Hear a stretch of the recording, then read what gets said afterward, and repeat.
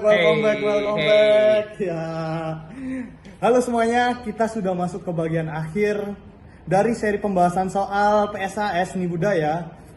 Di segmen ini, kita akan membahas soal nomor 31 sampai 40. Nah, itu dia. Yang berkaitan besar dengan materi pewarna alam dan penerapannya dalam seni rupa. Nah, kalian akan menemukan soal tentang bahan pewarna alami seperti yang kalian praktekkan kemarin. Contoh-contohnya dalam kehidupan sehari-hari, ada alasan kenapa warna-warna ini penting sekali untuk dipahami. Bukan cuma untuk seni, tapi juga untuk bagian dari pengetahuan budaya lokal kita. Oke, setelah itu kita akan lanjut ke soal esai yang akan menguji bagaimana kalian mampu menjelaskan, membandingkan, dan menguraikan konsep seni dengan kalimat sendiri ya pastinya.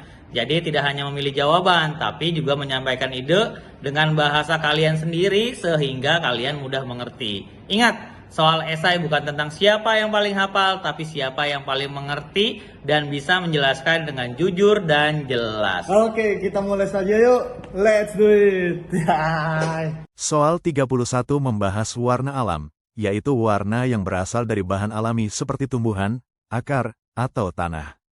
Contohnya, kunyit menghasilkan warna kuning, daun pandan untuk hijau, buah naga untuk merah keunguan, dan bunga telang untuk warna biru.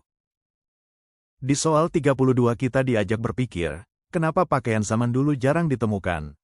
Jawabannya karena bahan kainnya mudah lapuk, dan pewarna alami cepat pudar, apalagi tanpa teknologi pengawetan modern. Ini jadi pelajaran penting buat kita, bahwa melestarikan seni tradisional harus juga memikirkan cara menjaganya.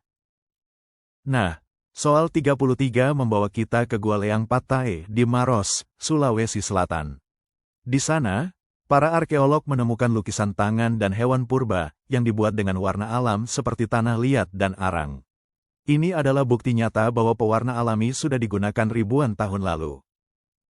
Soal 34 mengajak kita merenung, kenapa sih masih penting belajar soal warna alam di zaman sekarang?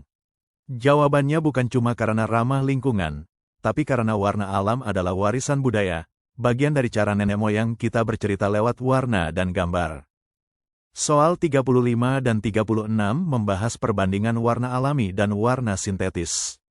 Meski warna alam lebih ramah lingkungan, warna sintetis mulai banyak dipakai karena lebih awet dan lebih mudah diproduksi dalam jumlah besar. Tapi jangan salah, warna alami tetap istimewa.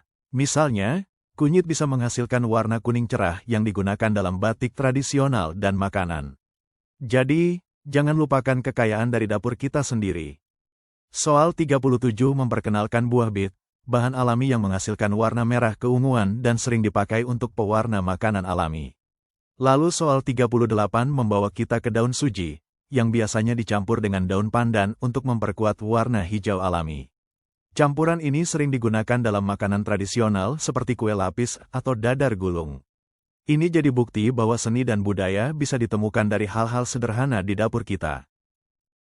Di soal terakhir ini, kita bahas dua bahan yang menarik. Pertama, bunga telang, pewarna alami berwarna biru keunguan yang bisa berubah warna jadi pink atau ungu kalau dicampur air jeruk atau cuka. Seru ya, ini disebut pewarna pH sensitif.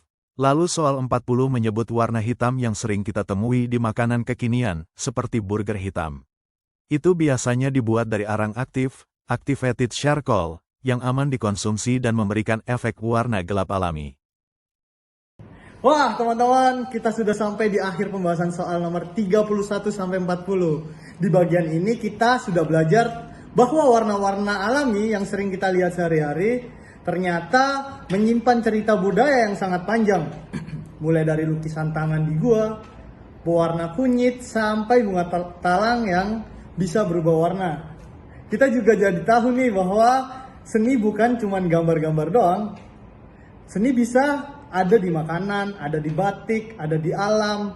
Bahkan di dapur rumah kita pun ada kesenian. Semua itu menunjukkan sesuatu hal. Seni adalah bagian dari hidup kita sehari-hari. Nah, sekarang coba kalian pikirkan warna apa yang kalian suka. Coba pikirin dulu, pikirin. Apa ya kira-kira ya? Nah, dan dari bahan alam apa yang kamu ingin membuat karya seni kecilmu sendiri. Hmm. Coba dipikirin ya. Ingat ya teman-teman, nilai bukan segalanya, tapi pemahaman dan semangat kalian untuk belajar itu yang paling penting. Jangan takut salah, jangan ragu bertanya, dan tetap percaya bahwa kamu bisa menghadapi asesmen akhir dengan baik. Terima kasih sudah menyimak pembahasan ini. Sampai selesai, sampai ketemu di soal esai berikutnya. Oke, kita langsung aja bahas soal esai, Pak.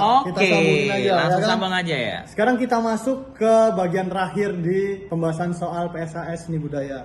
Ini di soal uraian atau esai yang kita sering sebut. Di bagian ini kamu tidak hanya diminta untuk memilih jawaban A, B, C, D, tapi juga menjelaskan dengan kata-katamu sendiri. Oke. Kenapa ini penting? Karena soal esai mengukur sejauh mana kalian mampu memahami konsep.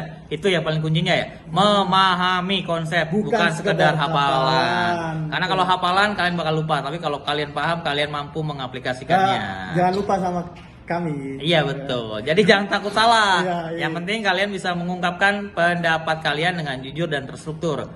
Kalau kamu bingung mulai dari mana, coba gunakan cara ini. 1. Baca soal pelan-pelan. 2. Temukan kata kuncinya. Udah pelan-pelan, temukan kata kuncinya. 3. Jawab sesuai yang kamu pahami. Beri contoh jika kalian mampu mengaplikasikannya. Ya. Nah, nanti kita akan bahas satu persatu ya. Tunggu saja nih. Video akan datang nih. Dan saya akan bantu, kami Pak Yuda sama Pak Mur akan bantu kalian untuk arahkan apa saja yang perlu dijelaskan di setiap soal. Yuk kita mulai saja langsung bahas esainya, Pak. Oke. Let's do it.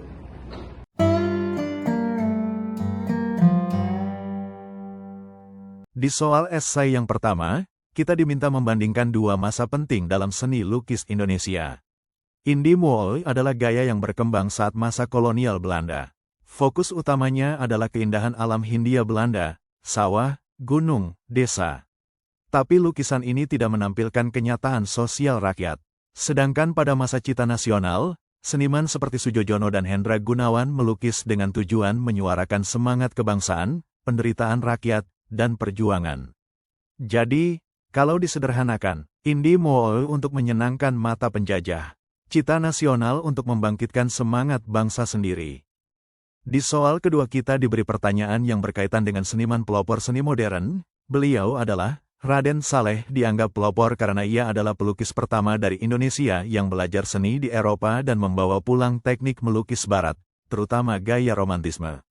Ia tidak hanya melukis dengan teknik yang baru saat itu, tapi juga mengangkat tema perjuangan dan tokoh lokal seperti dalam lukisan penangkapan Pangeran Diponegoro. Raden Saleh membuka jalan agar seni Indonesia tidak hanya tradisional, tapi bisa sejajar dengan seni di negara-negara lain. Di soal ketiga kita berbicara tentang sejarah seni rupa pada masa kekuasaan Jepang. Meskipun Jepang menjajah Indonesia, mereka membentuk Keimin Bunka Shidosho, sebuah lembaga kebudayaan. Lewat lembaga ini, seniman lokal seperti Avandi diberi ruang untuk berkarya, walau sebagian besar digunakan untuk propaganda Jepang. Tapi dari situ, seniman jadi punya akses untuk belajar teknik baru, membuat seni jadi lebih realistis dan nasionalis, yang nanti berkembang lebih bebas setelah kemerdekaan. Pada soal keempat kita diberikan pertanyaan terkait apa peran lembaga pendidikan seni rupa formal setelah kemerdekaan. Setelah Indonesia merdeka, berdirilah lembaga seperti ASRI Yogyakarta dan ITB Bandung. Lembaga ini menjadi tempat seniman muda belajar secara sistematis, bertukar ide, dan mengeksplorasi gaya baru seperti abstrak, modernisme, bahkan seni konseptual. Pendidikan formal juga membantu melestarikan dan mengembangkan warisan seni lokal, serta membuka jalan bagi seniman perempuan dan seniman dari berbagai daerah. Berikut 5 contoh pewarna alami.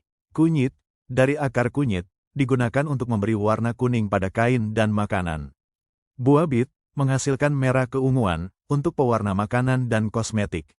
Daun suji, memberi warna hijau, untuk kue tradisional. Bunga telang, biru keunguan, berubah warna tergantung pH, untuk minuman. Arang aktif, dari tempurung kelapa, untuk warna hitam pada makanan modern. Misalnya, bunga telang, mengandung antocianin, yang bisa berubah warna saat dicampur air jeruk, asam. Selain warna, Bunga ini juga mengandung antioksidan yang baik untuk kesehatan. Oke teman-teman, selamat kalian sudah mengikuti pembahasan dari awal sampai akhir ya. Termasuk soal esai yang paling butuh pemikiran agak dalam ya. Agak dalam aja lah ya. Agak-agak itu. Nah, kita sudah belajar bukan cuma tentang siapa pelukisnya atau lukisan apa, tapi tentang bagaimana seni menjadi cermin jiwa bangsa ya. Karena Dari lukisan perjuangan Raden Saleh itu sampai warna alami di dapur kita, semua punya cerita dan nilai masing-masing yang harus kita jaga. Untuk kalian yang akan menghadapi asesmen akhir nanti, percaya diri, Yoi.